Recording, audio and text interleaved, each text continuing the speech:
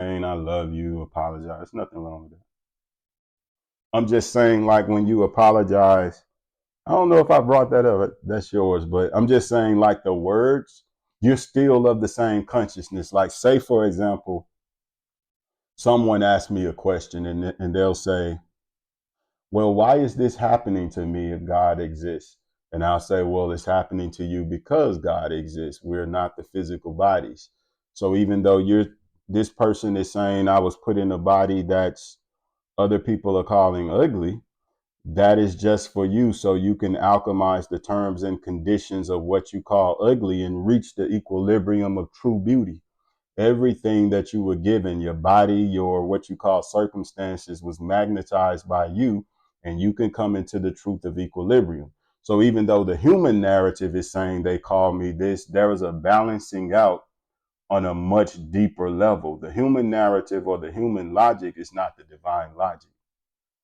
And so that's what it means to be spiritual awakened. So even when I tell a person, like, they'll come on there and ask me a question, and sometimes I answer the questions, sometimes I just read them, and sometimes, but they'll ask me a question and they may say, when I give the answer may not be in the same dimension that they're in, and they'll say, okay, got it.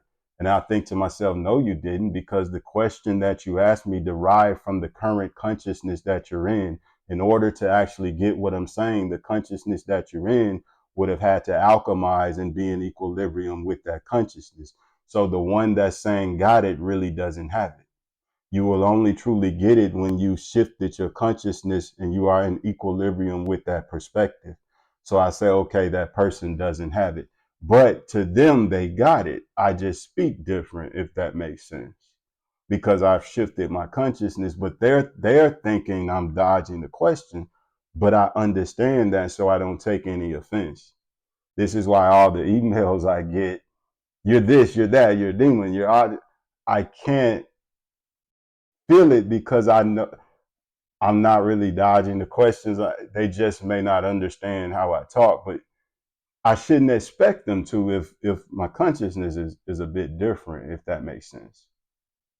Because see, before I just broke all that down, they didn't even know, they may not have known that shift within themselves. But when I break it down, they say, oh, so the fact that you say, oh, that oh is not oh, it's an indication that I was in a different state of being.